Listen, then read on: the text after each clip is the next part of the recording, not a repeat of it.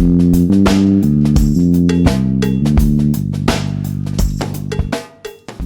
right, everybody. It is Thursday, December 10th, 2020, and this is the Fight Business Podcast. I'm your host, Patrick Auger, and on today's episode, we're going to be breaking down the 60 fighter cuts that are coming to the UFC. We're going to talk about, is it actually 60 fighters? The type of fighter profile that is most likely to get cut, why this is happening, the main drivers behind it. There's a lot at play here, but there are a couple main drivers that are really causing this, culling, so to speak, of the fighters on the roster to be occurring. And at the end, we're going to go ahead and talk about the historic UFC antitrust lawsuit decision that's coming down today. So make sure you like and subscribe if you're on YouTube. I really appreciate that. If you're on Anchor, you're on Apple, Spotify, whatever podcast you're listening to, appreciate you listening. Make sure to drop any comments, questions you have for me. Again, love talking about this stuff. And let's go ahead and dive right in. So first up, 60 fighters. Is it actually going to be 60? Well, I'm not 100% convinced, to be honest. And here's why. Dana mentioned cutting these 60 fighters as kind of an afterthought and a question about Yoel Romero's release. Now, Romero's release in itself we'll get to in terms of the fighter profiles, but he said we're going to be cutting about 60 fighters in the next week or so. It's going to be tough. Rosters inflated, things of that nature. He didn't, make this a big thing. He kind of said it as an afterthought. And if you look at Jussier Formiga, who was cut a while back, he was told that there were 75 cuts coming. I don't believe in between the time that he got cut to when Dana made that comment, 15 fighters got released. I know there were a couple of releases here and there, but I do not believe we were looking at 15 fighters. So I'm not sure there's a set number here. I think 60 is, the ballpark estimate, and that's why Dana gave it out. But as we're going through this, don't be looking to that 60 number and anchoring it as this is for sure happening. Once we see, if I'm counting people getting cut and now I've seen 60 people gone, that means the rest are safe. Or, they only cut 47. Where are the other 13? Man, there's still a bunch of people that are on the chopping block. Not necessarily. This comes down to dollars and cents. Once they hit the correct dollar amount, which I'm sure they already have in mind, then they're going to, stop. So whether or not we actually get to 60, whether we get more, I don't know. But do not hold that 60 number as, because I've seen recently, we just saw who we can assume to be part of the 60 number, right? Matt Wyman got released, Cole Smith, Eduardo Gargorari, those guys just got released. And I've seen a lot of people saying, okay, so now I'm counting about 8 to 10 total. Sure, but don't hold that number as, set in stone. It's about dollars and cents. When they hit the right dollar amount, they will stop. They don't want to go over than that. They want to make sure they're maximizing their cost cutting as efficiently as possible. Cutting a couple extra guys just to hit the 60 number, that's not going to really help them in the long run, frankly. So again, just keep that in mind. So let's go ahead and get into the meat and potatoes of why this is actually happening. So the short answer here is Endeavor. If you go back to 2019, during, the unicorn IPO days where everyone and everything was releasing as an IPO, you had WeWork talking about being an IPO, you had Peloton, all those guys. Endeavor was trying to cash in on that. There was a lot of money being thrown around by Wall Street, private equity, and investors in general for companies that weren't really profitable, that didn't even have an inkling of when they might be profitable. It just kind of turned into this, you know what, we like this idea, we've got money to invest, let's do this. SoftBank, giant company out in Asia that had just money to throw at all of these different unicorns. And the end goal of that was, hey, we're going to bet on 100 unicorns. And as long as one of these companies that, is right now and just covered in debt, not making a bunch of profit, whatever, as long as one pans out and turns out to be the next, Amazon, or what have you, Tesla, that's a better example because that's more realistic. As long as they kind of turn into that, we're golden. We just need one company to hit. And that's really what this was, this era of Wall Street putting money into this. Endeavor was trying to get in on that. And they set their IPO date, unfortunately, right when Wall Street started to buck that trend. Peloton's IPO did not go well. WeWork, everybody that's followed business knows about what a disaster that turned into. I mean, talk about just so much valuation cut from what they were prior to, their CEO's unceremonious removal compared to what actually happened. I mean, you had a pushback where people stopped betting on these unicorns that were saying like, hey, you haven't really turned a profit. We don't see enough data here that says you're going to turn into a profitable company, that you're going to be the next Tesla, Amazon. So we're going to push back. Endeavor scheduled their IPO for right about that time. So the problem is that they had a specific share price in mind that they want to go to the public with, and they were quickly refuted. Basically, before they even went public, that price was starting to get driven down, and they were being told internally from reviews from different private equity firms, from banks that were helping to finance the IPO, hey, like there's not enough interest here to be at this price. We have to cut it. So then they revised the initial share price that they were going to offer shares at, and it got so bad that literally hours before they were supposed to, be public, release their IPO, they pulled it. They said, nope, we're going to go ahead, keep it private for now. We'll come back when there's more of an appetite for this. Clearly the money we're looking for isn't there right now. It's not, not going to work. That was bad enough before the pandemic. I mean, you're talking about a company that literally has debt leveraged itself to a point where it is really in a very precarious position right now. I would wager to say without the UFC, Endeavor would probably either have filed for bankruptcy or been spun off at a ridiculously low share price to private equity firms or asset management firms like Bain Capital or some of those guys that take failing or struggling companies and then try and rework them, sell off parts to make them profitable, so on and so forth. That's how bad Endeavor it really is right now. And the pandemic exacerbated that. It just made it worse because so much of what Endeavor does is live events, right? They do the Miss Universe pageant. They have the hospitality company that they bought right before the IPO that delayed it a little bit because it's supposed to provide these, glamorous VIP experiences when you go to an NFL game, or if you think about the VIP experience for UFC events, it's similar to that. Only that's their whole business model for the particular company that they picked up.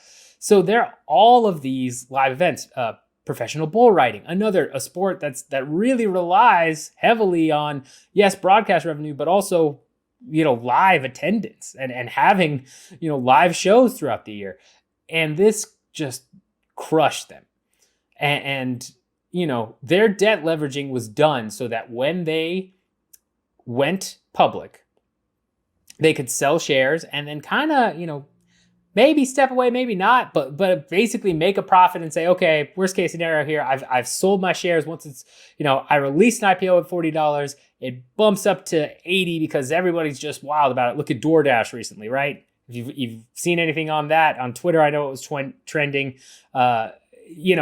their IPO surged 80% the day it was released. That's what Endeavor was hoping for. That's what, the guys that run Endeavor, Ari Emanuel was hoping for. Because if you get that type of scenario, you get to share a bunch of or sell a bunch of your shares and make a huge profit. And then, you could keep the company, or you could just sell your entire stake once it's high enough and then you get out.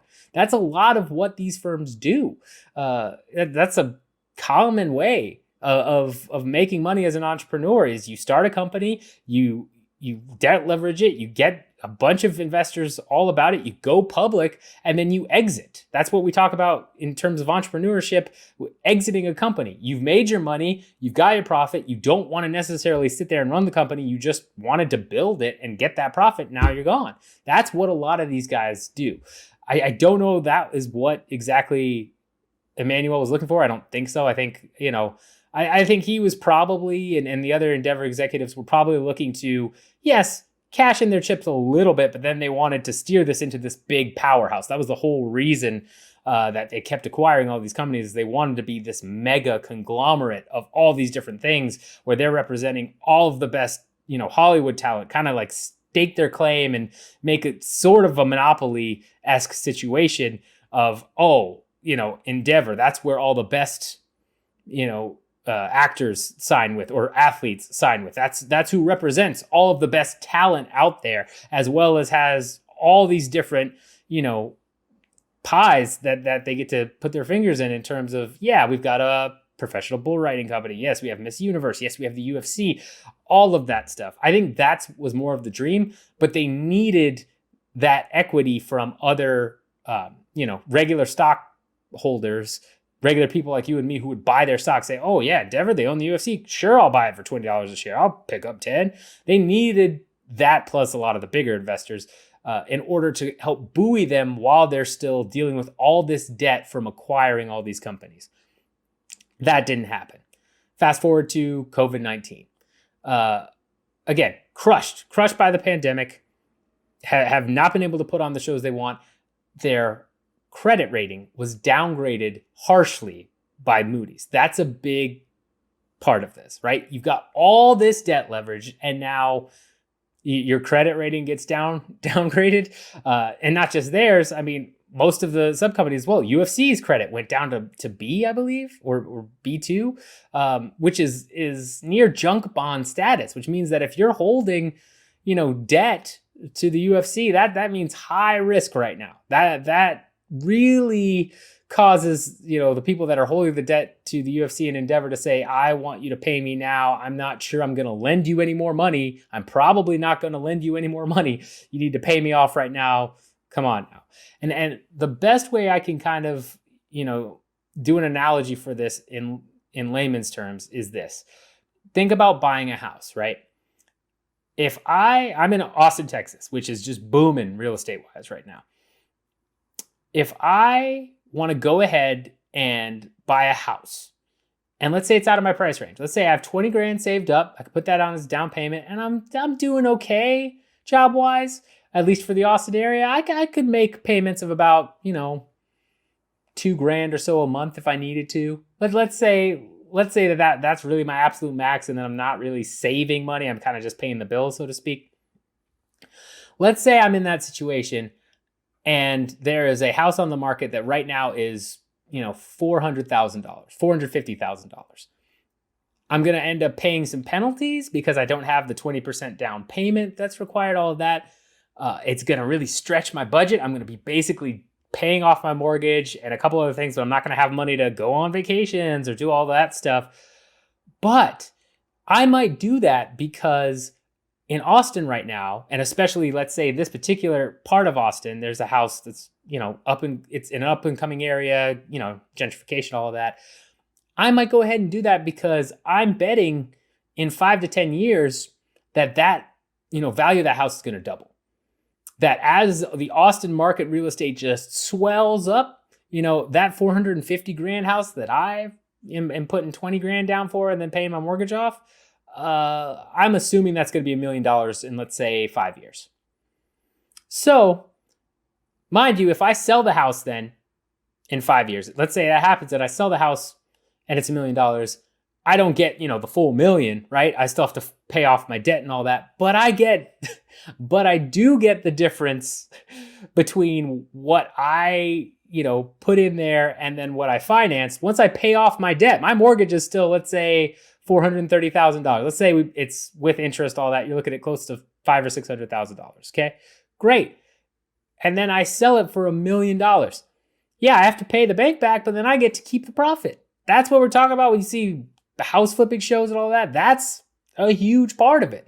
That's exactly what this situation is with Endeavor and buying up companies. It's a much grander scale, right? We're talking about $7 billion in debt for Endeavor. But essentially, a lot of these private equity firms and a lot of these companies, they leverage debt. They go to the banks. They say, hey, I've only got 20 grand, but I know this company is going to end up being, it's worth 500 grand right now, but I know it's going to be worth 100 million. So come on, finance me, pay this stuff, and then I'll pay you back. I'll pay you interest. It'll be great. And the banks take a look at it and they either say, yeah, sure, okay. Or they say, nah, not for us, too risky. So when your credit rating gets downgraded, that's basically the banks now getting a notification from, the home inspector, right? And said, hey, yeah, remember how this was looking really good? Well, actually, it turns out that like all the piping needs to be replaced. It just has to be thrown out. And actually, the foundation is kind of sinking, and maybe it'll be okay, but right now it's not looking too great. And oh, by the way, yeah, like, yes, this up and coming neighborhood was doing great, but now we've kind of had a pandemic, and things have kind of dried out. People are moving away from big cities. Everybody's going remote. That's what this notification is, hey, there's a bunch of risk here with a negative outlook, right? That's another key piece of this. They downgraded the credit, a couple months into this pandemic, but then they also put a negative outlook saying it's more than likely going to go down. It's not, hey, we downgraded this, but we have a positive outlook on things. We think this is probably going to rebound. It's probably going to go down. So Endeavor is just in massive trouble.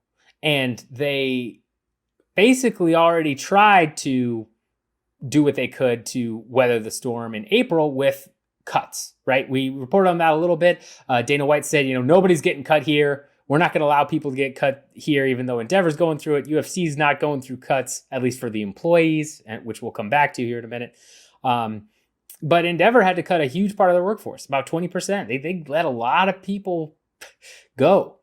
And on top of that, they had people to pay. They had dividends they were supposed to pay out to big-time investors, which they ended up doing through the UFC, as was reported by the New York Post, I believe, not too long ago. And, where you saw $300 million or so go to these other investors, that's still there. That's not just a one-time thing. A lot of these people who have put a lot of money into Endeavor are expecting some dividends, are expecting a positive return on their investment. And that's something that's, putting even more pressure on Endeavor. They've really got to find a way to stay solvent when most of their brands are pretty much unable to work the way they're supposed to. So you've got this terrible storm of things for Endeavor going on. And lo and behold, in November, the New York Post reported that even though Endeavor had to cut in April, and they thought they were going to be the last of the cuts, all of that, they're doing another round of cuts. They're looking at more cost cutting. And that's important because just like when Dana said no employees were getting cut from the UFC back in April, my guess is if somebody were to bring that up to him again and say, hey, a part of these fighter cuts due to Endeavor's issues, since they cut people last month, my guess is he would say, well, we're not cutting any of our employees. And that ties into the fighters itself. I've seen this before in various other companies that have gone through, mergers and acquisitions where, especially acquired companies, where a lot of times people assume that these, and by people I mean really the high up executives that, accept a buyout, right? You get a big chunk of money, which Dana and all the Fertitta's got a huge amount of money, right? You get a giant chunk of money and you give up control of the company, but you're told, we're going to let you do it. Obviously, you're running things correctly. It's all good. We'll have a couple of suggestions, but we're mostly going to let you run the company as you want. Because look at how well you've done. We just want, we just want the money that you guys generate. And we want that stability for our portfolio. And a lot of executives fall into that trap of being like, oh yeah, no, that makes sense. Or they're, good buddies with the executives that are buying them out. That happens all the time. You make relationships and then all of a sudden you've got, another CEO that's a friend saying, hey, they want to buy. And you say, yeah, no, I've got a good working relationship with them. Sure. Not realizing that, as the environment and business, changes due to things like a pandemic, which nobody saw coming, that will cause strain on the relationships, and one ultimately is still in control of the other. When that happens, a lot of times the CEOs of the acquired companies do what they can to still keep their kingdom, so to speak, intact. And I feel like that's what Dana is trying to do a little bit, in the sense of when he was so adamant in April, we're not cutting employees. We're not going to cut employees. That to me sounded like somebody that's like, yeah, it sucks that our parent company is doing terrible, but we're not. And I'm not going to punish our people because our people is how we got here. And there's a lot of pride in that. It sounded like there was a lot of pride in his voice when he was talking about that. And again, I say actual employees because that goes to the second part of this. It's been very apparent for several years now, but especially more so since the Endeavor buyout in 2016. Dana really views fighters as contractors. And what I mean by that is he might have good relationships with some of them. He might, chat with some of them, be buddies or whatever, but he truly views them as a separate entity from the UFC. He really does. And he views those discussions and those negotiations with them as the UFC doing business with a separate business entity. I am about 95% sure on that that's really how he's viewing fighters. Now, yes, in terms of whether or not fighters should be classified as employees versus contractors, we can go down that road and that'll be saved for another video. But really, that is important into the mindset of Dana White, because when he's looking at cutting people, he's looking at cutting more expensive fighters. Because to him, that's not cutting employees, that's severing relationships with vendors, even if there are vendors that you have, great relationships with. And in business, that's much easier to do. It's much easier to convince yourself like, hey, I've got to cut, 3 of my 5 partners rather than I have to go, tell the dude that I go to the Christmas party with that, runs and is a huge part of my marketing team. Like, hey, I'm sorry, I've got to let you go because somebody else messed up, not us. I mean, there are different relationships there. That's just how it is. Corporate UFC is going to have a different relationship than, the Dana and the fighters. That's how it works. Dana views corporate UFC as his team, and he views the fighters as, yes, part of the team in a sense, but a separate entity, not that core team. It's a second layer of the relationship, and that's why I think we're seeing the costs being cut from fighters. Because ultimately, for Endeavor, right, they're still trying to go public. They've got to show that they've got money. They've got to show that they're trying to make things better for their investors. You have consolidated financial statements, which means, you've got Endeavor's core business, you've got Miss America, you've got the UFC. Those all roll up into one set of financial statements in the consolidated financial statements, which is that's what they're going to tout.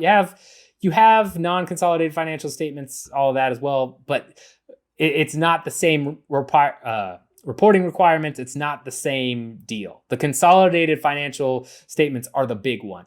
And Endeavor's basically looking for any lever they can pull to get more cash flow, to cut costs, to have more liquidity so that they can go to their investors and say, I know things are really terrible right now, but dude, we've taken these measures. Look how much, our total costs have dropped. Look how much this particular cost that was huge before we've made a dent in it. Look at the revenue here that we're getting because now we have more profit and actual, net income because we've made some of these changes. That all factors in here because the truth is without the UFC, Endeavor would be in very, very bad shape. They're already in very bad shape, but I would lean on the side of they'd be filing for bankruptcy or they would be bought out by a giant asset management firm like Bain Capital or something that, their whole purpose is to restructure and sell off and make profitable. That's how bad they are right now. And so the UFC being the shining gem here, that's what this comes down to. Dana White, his view of the fighters, his view of employees, and then the pressure from his technical bosses of, making those changes to get them more money. And this isn't the first time he's made cuts to make things more profitable for Endeavor.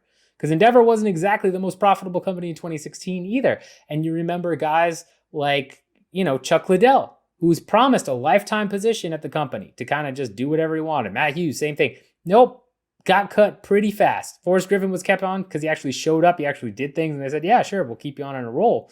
But, they cut a lot of guys and gutted, changed some things around when Endeavor first bought the UFC. Because, again, it all rolls up into one financial statement, and Endeavor isn't killing it. They're not. They simply are not. If you look at their standalone financial statements that we have, they're in a bad spot. And it's only getting worse. This year especially, it's been really rough. So this is all really flowing back to Endeavor. I think you could argue that maybe this happens anyway, given the state of pandemic and just the availability now of regional fighters, because so many regional promotions are, shut down or haven't been able to resume the way they wanted to. So it's much easier to pick those guys up. But I think that argument is still pretty weak in a standalone case. I could see the UFC doing it, but it doesn't make as much sense as, hey, we've got to cut costs for our, bosses to look better so that, we can continue to operate the way we want to operate. We've got to make them happy. How can we make them happy? Let's sign a bunch of fighters that are 12K for show and win, and cut some of these guys we know aren't going to be champion or that might get in the way of rising contenders, aka Yoel Romero, aka Rumble Johnson. Guys that, could they make another title run? Sure, they've got the skill, but they're older. They're, expensive from what they were able to accomplish while they were already here. They're already expensive. Maybe we just go ahead and, let those guys go, let the new prospects come up. And that is the main drivers behind why this is happening now. All right, so let's talk about the type of fighters that fit the profile. Now, just as I spoke about the main drivers of this, two key things to think about here is a fighter's particular drawing power, right? Are they a fan favorite that people kind of recognize, even if they're not, a big name, so to speak, a Conor McGregor? They're not a John Jones and Israel Adesanya pulling in bigger than normal pay-per-view revenue.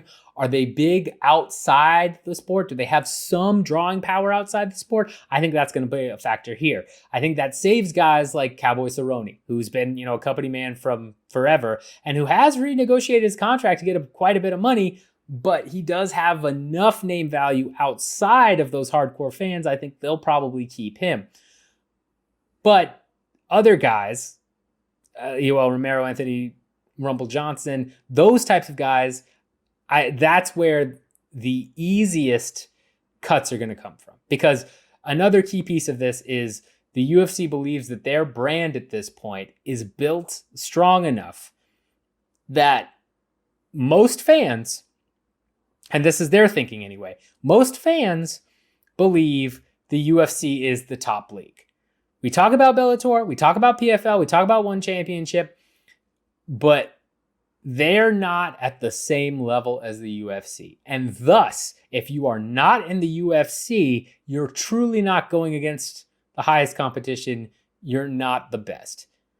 Now, that's not necessarily true. In fact, we know that's not true in some cases when we've seen other promotions, champions come over to the UFC and do very well. Or we've seen guys leave the UFC, not do so hot.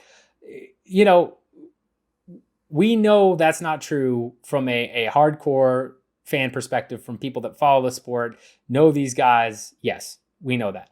But the casual fans, I highly doubt that the casual fans think that way. I would imagine the people you have that may say, oh, there's some good fights on tonight. Okay, I'm going to go ahead and check out. Let's say I'm a semi-casual fan and I know of Francis Ngannou who's going to headline against Stipe. Okay, yeah, I might check out Francis. I've seen his crazy knockouts, highlight reel, all that stuff. Seen him talking to Mike Tyson. Okay, cool. That type of dude, if you were like, oh yeah, but what about Bellator guys? What about Douglas Lima? He's amazing. They're going to be like, huh? Who? Oh, if he's not in the UFC, whatever. I just assume second tier league. There's a reason why there's the joke and the meme going around about I train UFC. or that UFC sometimes gets switched around for the sport of MMA. That happens because there is a high population of uneducated, casual sports fans that really link UFC and MMA as interchangeable words. And the UFC is confident that their brand is strong enough to let go of people like Rumble Johnson and Yoel Romero and people of that nature, because they are confident enough that that brand is strong, and so strong, in fact, that casuals won't even notice. And I think they're probably right at this point. I think you'd have to get some of these guys to make big waves completely separate from what they did in the UFC, but just like have crazy knockout highlights, have crazy, charisma, like a Conor McGregor or Ronda Rousey or even a John Jones, just things that, are able to draw in the casual public's eye, that then you might get casual fans kind of questioning, like, oh, well, he's over in Bellator. Yoel Romero's a beast. He's going out, knocking out everybody, just acting crazy. Rumble Johnson is just over in Bellator, just murdering people. That's insane, man. But he's not in the UFC, huh? That type of thing is what would cause, you would need a catalyst to get those casual fans to really think of the UFC as not the number one brand. And the UFC right now is confident enough they can make these cuts, and that they're not cutting anyone that might fit that profile. They're not going to cut a Khamzat Chimaev. Even if Chimaev had somehow negotiated, I don't know, like six figures, I would imagine he probably has, 7-figure contract, right? Let's say Chimaev negotiated a 7-figure contract, and let's say let's say he loses to Leon Edwards kind of poorly, right? But he's kind of bounced back. He's got enough charisma, still has so many people on social media and YouTube and everything just following him. They're not going to cut a guy like that. No, not in a no way. No way are they going to. There is no way they would cut a guy like that, especially given his drawing power. That is a big part of this, is they are keeping everyone they perceive has drawing power with casual or semi-casual fans, and they're letting go of people that don't. And it's partially because they think their brand is protected. So the type of fighters you're looking to see get cut in this culling are guys that have fought a lot in the UFC, guys that have fought out at least their first contract in the UFC, and bigger hardcore names that may have negotiated good contracts, maybe were title challengers at one point, that at this point are worth about 6 or 7, 8 contender series contracts, just based on what they're making show and win wise.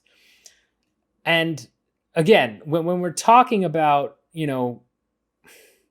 the overall profile, to the other thing to think about is it's guys that also might not be on the best terms with the UFC, right? If you've been making a lot of fuss about unionization, if you've been hard to deal with, according to Dana White, Tyron Woodley is a prime example of this. I think that is a big name who could get cut. And I'll go into the list of people that I think could be cut, that's more recognizable names here in a second. But, they want to keep people around that are yes men. They want to keep people around that are yes men, that they can pay less or pay an amount that's commensurate with what they believe their drawing power is. And that's tough. And part of the reason I say have fought out their first contract in the UFC is because, as we learned from the UFC antitrust lawsuit, basically fighters are usually paid kind of a formulaic amount, right? There was these discussions about how, you'd have tiers of, okay, first tier, you fought 3 fights, you've won, whatever. Now you get bumped up to the second tier. And then, okay, you fought another 3. Okay, now you get bumped up to the third, and so on and so forth. For a lot of fighters that aren't going out there making waves, getting big knockouts, jumping into the rankings and kind of getting fast-tracked, there is pretty much a formula that the UFC has used in order to increase their pay. And after that first contract, it starts going up. And after the second contract, it goes up. And when you renegotiate because you had a really good performance, it goes up. They're bringing in all of these Contender Series guys or all these regional guys at the base, right? At the base. And so if you've basically fought out your first contract, you're probably on your second contract making maybe near double, right? Because you're at 12 or maybe 15, something like that. You're probably going to bumped up to 20 something, 24, maybe 30s. So already, if you have fought out that first contract, you're probably looking to get cut, especially if you've been losing, because that's an easy, you're 1-3. Look at the latest round of cuts, right? With some of those guys that have gone 1-3 in the UFC, 1-4, 0-4, things like that. Yeah, that's easy because one, it looks good since they've already lost more than they've won. Yeah, they're not UFC caliber. You can use that all day. But two, I can go ahead and cut one of those guys and bring on 2 new Contender Series dudes. And then I can fill up the cards the way I want, and my overall event cost goes down. Because per event, costs are going to be much cheaper on some of the events we've seen where people are talking about, man, this card is not great. This is crazy. Yeah, think about how much that event cost the UFC to run and how much profit they made based on the ESPN deal, based on their broadcast rights.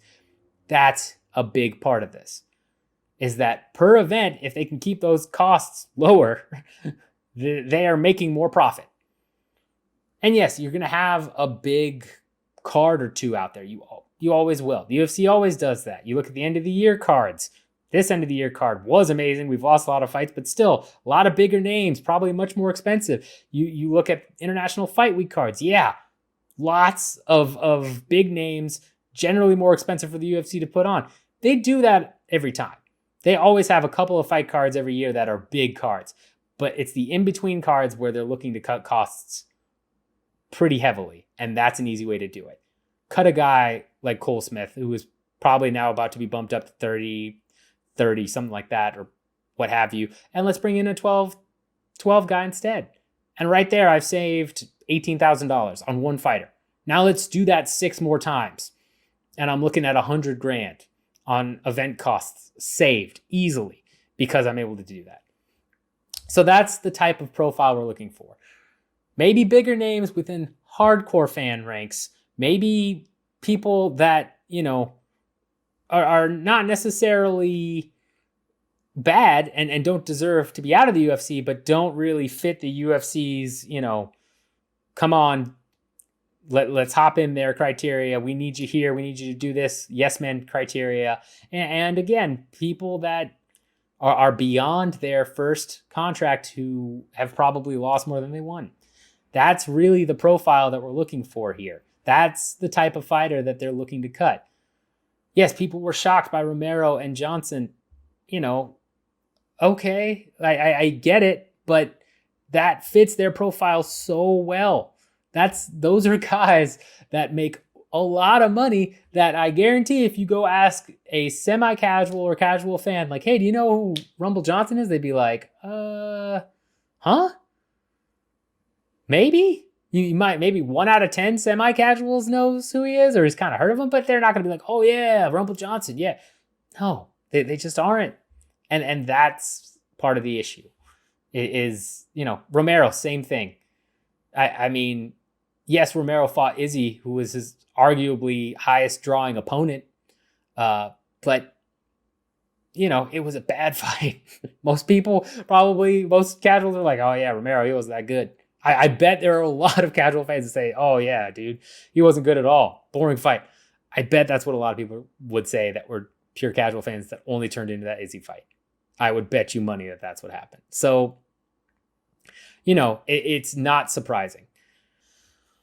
All right, so with that in mind, we talked about the actual total number is really a total dollar amount that we just don't know. We've talked about the main drivers for why these cuts are happening. We've talked about the profiles of fighters that, are probably going to be cut because that's what makes most sense from a business perspective.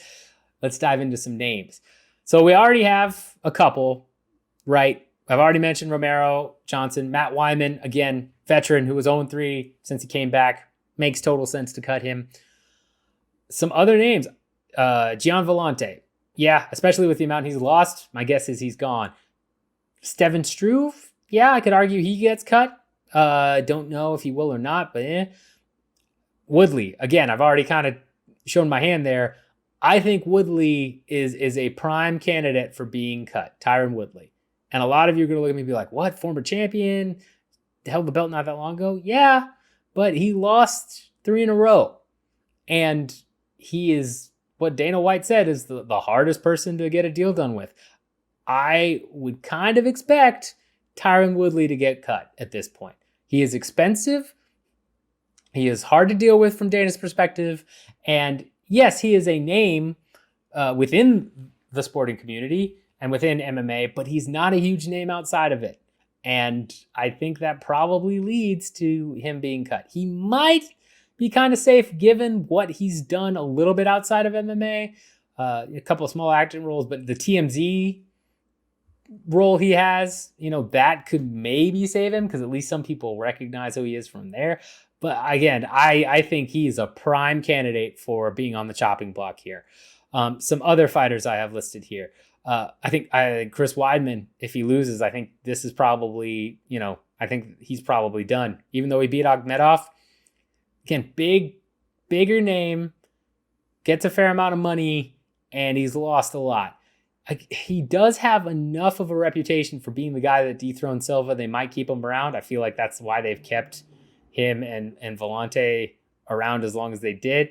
I mean, also Weidman was in very good close fights. Weidman definitely deserves to still be in the UFC. But, I think that is kind of wearing thin. And should he lose against Uriah Hall, now that fight is booked, I think you might look at the promotion saying, yeah, you know what, just going to go ahead and, cut him there. It's possible, since that fight is booked for February, the cuts might be done by then. So he could be safe. But if they're not, because there is no true time frame here either. The number's not set, the time frame isn't either. I could see it happening. Or if Endeavor needs more cost cutting and says, you know what you did was great, UFC, but we need more people cut. I could see them getting rid of Weidman. I think that would be a pretty big name. Not as likely as Woodley at this point, but definitely in the danger zone, so to speak. I think, Jacare. I love Jacare to death. I think if he loses this Saturday, I think he's a prime candidate up there with Romero and Johnson in terms of, lost a fair amount of his fights.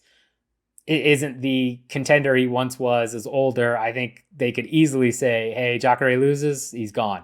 And I would hate to see that, but I would not be shocked. So I think he's kind of fighting for his job come Saturday. Ali Quinta, another guy the UFC has not gotten along with, has not won that many of his previous fights. I could see him getting cut as well. Again, a problem child, so to speak, and they're doing rounds of cuts. He fought for a title technically against Khabib. He's been around long enough. He's going to be more expensive than a lot of guys. I could easily see it. And I could see some people getting upset about that. I could see a lot of people being like, it was kind of coming, and kind of shrugging their shoulders, even from the hardcore. So I think he's probably in danger. Loser of Matt Brown versus Condit. I think if they're still doing cuts at that point, yeah, probably one of those guys getting cuts. They've had so many fights in the UFC. Condit's been a title contender. It makes sense. It makes sense to cut those guys, especially with the way they've been performing.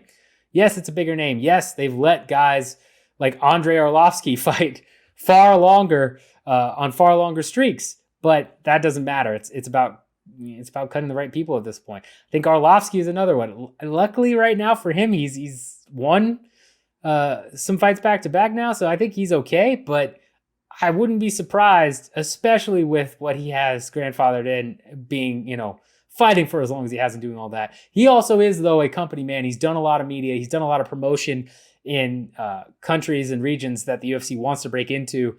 I could also see them keeping him. I think, the fact they didn't cut him when he was on a 5-fight losing streak, even before all of this was happening, and a 5-fight losing streak to not exactly the best contenders, I think that says a lot. But especially since he's won the past couple, I think he's probably going to be okay. Still, just given where he sits, in the heavyweight division of not really being a ranked guy and I mean, fringe 15 at this point, and getting paid the amount he gets paid per fight, it's a lot. I would put Overeem up there as well, especially with what he has grandfathered in for Pride. You look at people and fighters trying to negotiate for more pay, and then you look at what Overeem and Mark Hunt and Andrei Arlovski are pulling in, and you're like, what? Like, Mark Hunt made that much money to lose to Justin Willis? Yeah, he did. It's crazy. So it's one of those things where I think Overeem's fate is in his own hands moving forward. He's won enough too. I think he's probably safe. But those two have to be considered simply because of the amount of money they are paid per fight. They are paid high six figures per fight, more than champions in some cases, or title challengers.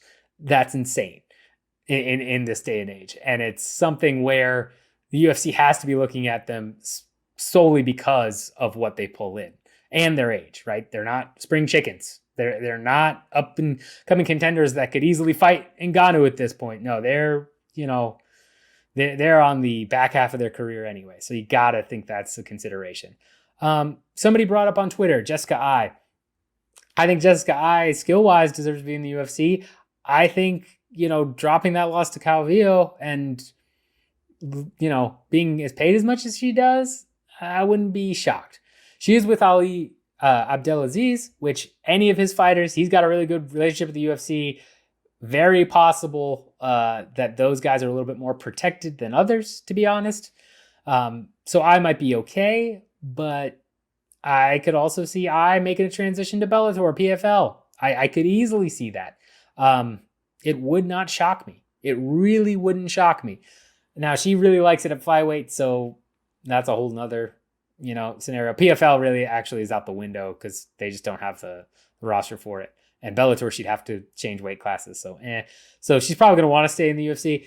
But I wouldn't be shocked. Again, I would not be shocked with some of these cuts the way they've gone. Especially if she loses again and they're still cutting people, I think then she's probably out the door.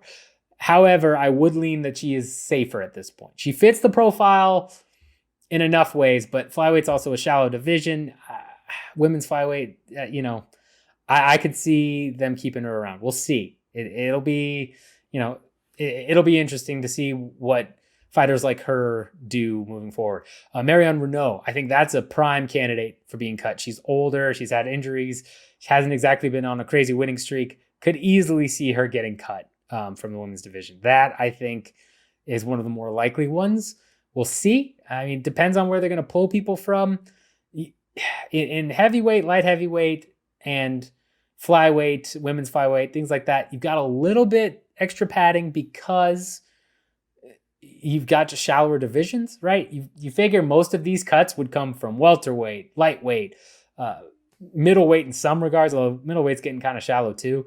But, featherweight, those three prime divisions in the men's side, they just have lots of talent, lots of people making those cuts kind of make sense. But at the same time, we've already seen Formiga go. We've seen Johnson, who was a heavyweight or light heavyweight, go. We've seen Romero, who was a middleweight and was arguing that he could fight at light heavyweight, him let go. So it's very possible they just keep trimming that fat too. I mean, no one's really safe because of your division. It helps a little bit, but not. I mean, they could pull from anywhere at this point, right? Formiga is a prime example of that. I think he could have continued to be in the mix at flyweight, especially with his win, the sole person to beat Figueiredo. I think that could have given him an easy path back to the title if he'd started to rack up some wins, but it just wasn't meant to be. But those are the types of guys you're looking at. Another one, Ariana Lipski. I love the Queen of Violence. I love her to death. But I think she's probably cut because, again, she hasn't really performed. Some of those bigger signings that haven't performed the way they want, former KSW champion, all of that, I think she's probably on the chopping block too. Those are the people you're looking for at this point. I would say all of those I mentioned. Diego Sanchez, that's another prime one, right? I think he's honestly probably gone unless they do a retirement fight. Stuff like that. So those are some of the names that I've come up with. Let me know in the comments who you think is going to get cut. I know there have been some spreadsheets out there circling, whatever. Let me know who you think. Again, these are just some that I've kind of sifted through and thought, yeah, that's probably a good candidate. I don't know that they will get cut. I won't be shocked if they do. Could be some more shocking people get cut that I'm not even thinking about. It's totally possible. But those were some of the prime names that I came up with. There are a couple others too. Jeremy Stevens, another one, featherweight. I think that's a good, that's probably, he's got to watch his back, even though he's been in exciting fights, even though he's, fought some good competition. I could see them cutting him. But yeah, let me know in the comments what you think of those names that I brought up and who you think might get let go. Again, hopefully not your favorites, but it's business, and that's the profile they're looking for. All right, lastly, real quick, I want to touch on the UFC antitrust lawsuit. So, huge decision today. Judge Richard Boulware did certify the class action, which means that this will now continue onward. And, this was a massive deal for the UFC antitrust lawsuit that's been going on for 6 years now, and almost into 7, because without that class action certification, this was pretty much dead. The fighters would have to sue individually, as I brought up in other videos, really wouldn't be feasible. This opens the door for them to go to trial, to get to a point where now you're arguing about monopoly power, and you could see if a judge and jury sides with the plaintiffs, you could see some massive ramifications down the line. Contract term limitations, punitive damages that are owed to fighters that the UFC would have to pay. Those are all massive things. But before we get ahead of ourselves, remember the UFC will appeal this decision. So they're going to the appellate court. That's a foregone conclusion. So this is not even set in stone that this class certification is going to hold up, especially with some of the professional analysis that was done. There were some, nodding and scratching of heads on some of the analysis on the plaintiff's side that I feel like in the appellate court, they could look at and say, you know what, there's enough doubt here, we can't really grant that. But who knows?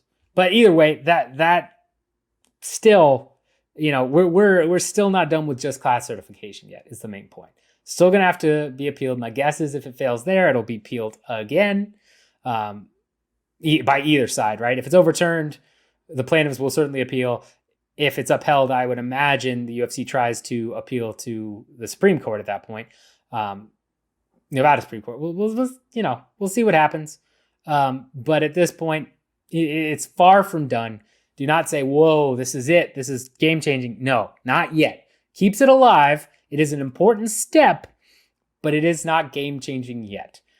When the appellate court and possibly the Supreme Court ends up saying, yep, okay, we're going to go ahead and hold up this class certification, then we can start diving into more of are they going to go to trial? Are they going to try and settle?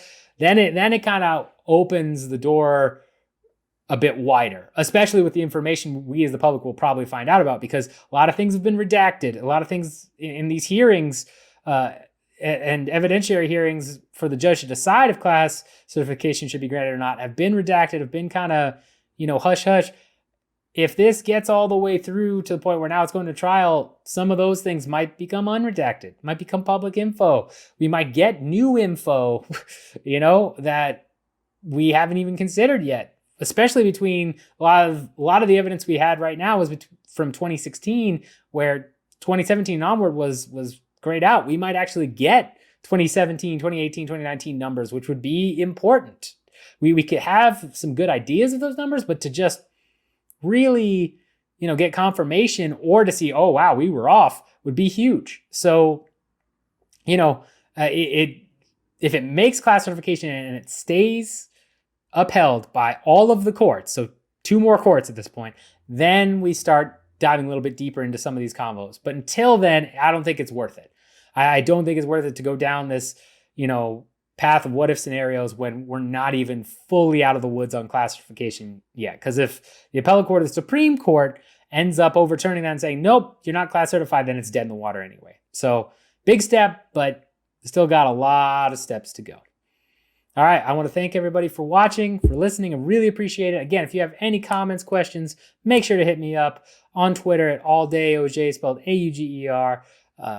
Email is patrick.oj113@gmail.com. I haven't given that out before, but I think that's a good email to reach me. If you have questions about any of this business stuff, if you want to, drop me a line, go for it. Got a couple of different avenues. But again, thank you so much for watching. Thank you so much for listening. Really appreciate it. Continue to, follow up on these things. Ask me any questions you want. I love talking to you guys about this business side of the stuff. Make sure to follow, especially following the certification. Make sure to follow information from either Jason Cruz, Paul Gift, or John Nash, who've been killing it in the game long before I, stepped up. Make sure to give them a look, because my guess is they'll be coming out with some pieces here in the near future. So you definitely want to check those out. And again, as always, get that money. Get that money. Until next time.